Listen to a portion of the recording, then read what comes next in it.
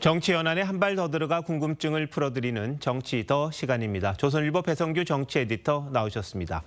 오늘 주제 알려주시죠. 네, 서울 목장의 부동산 결투입니다. 리포트에서도 봤습니다만 연휴 동안 이 대통령과 장동혁 대표 상당히 부동산을 가지고 설전을 벌였습니다. 근데 설, 그러면 덕담 아닙니까? 근데 왜 이렇게 공방만 오간 거죠? 네, 설 연휴 직전에 무산됐던 청와대 회동의 여파가 큰 것 같습니다. 직접 원인이 부동산은 아니었지만 여야 간 감정의 골이 그만큼 깊어진 것 같고요. 그리고 두 번째는 지난달부터 이어져온 대통령의 SNS, 부동산 정치입니다. 대통령은 민심의 용광로인 설 연휴에 부동산 드라이브를 걸어서 지방선거 표심을 공략하려 한 것으로 보입니다. 그런데 이전엔 주로 다주택자를 비판했는데 이번엔 야당과 장 대표, 사람을 겨냥했습니다. 6주택자로 성공을 날렸고요. 그러자 장 대표는 대통령의 똘똘한 한 채, 분당집은 왜 안 파느냐고 반격을 한 겁니다. 네. 근데 이 대통령이 왜 야당에 대해서 직접적으로 이 공세를 펼까요? 네. 정치 공세엔 두 가지가 있습니다. 하나는 메시지 공세이고요. 또 하나는 메신저 공격입니다.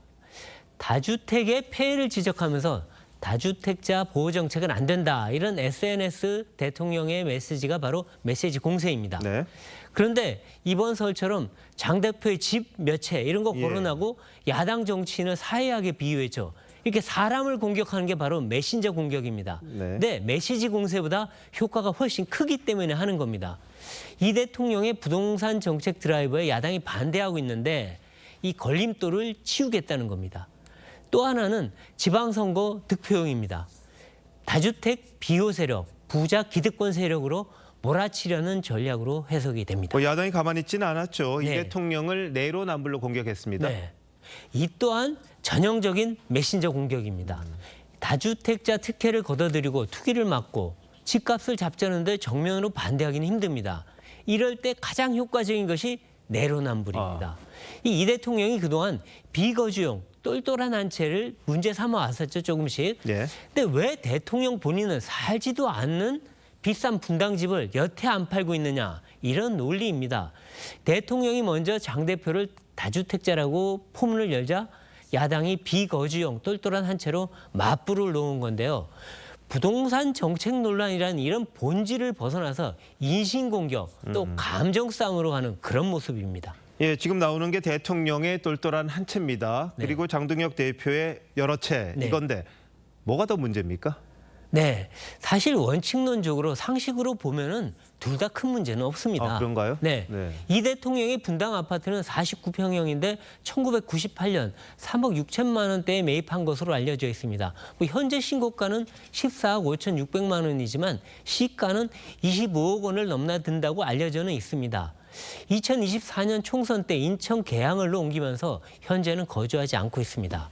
야당은 재건축 추진 중인 이 아파트가 장차 40억, 50억 되지 않겠느냐.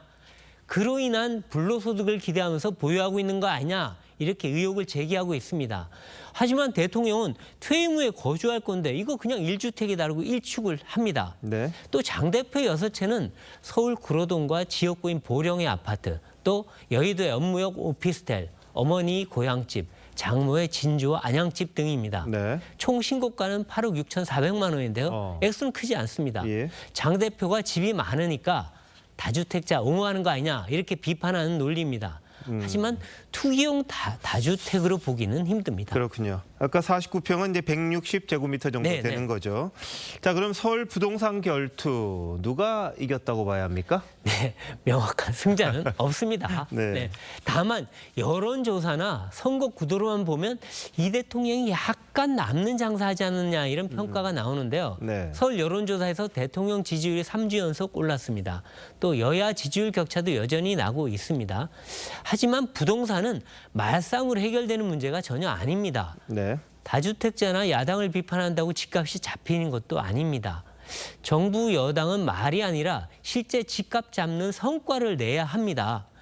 국민들은 이런 감정 싸움을 보고 싶은 게 아니거든요. 그러니까 대통령은 건전한 토론과 대화로 야당 협조를 이끌어내고 또 야당도 집값 잡는 데 합심하는 그런 모습을 보여주길 국민은 바라고 있을 겁니다. 민주당 정권이 나올 때마다 집값이 오르다 보니까 아마 이 대통령도 그런 트라우마가 있는 게 아닌가 싶은데 의지는 상당히 강한 것 같은데 그렇죠. 어쨌든 정책으로서 좀 제대로 대책을 내놔야겠군요. 베이지터 잘 들었습니다.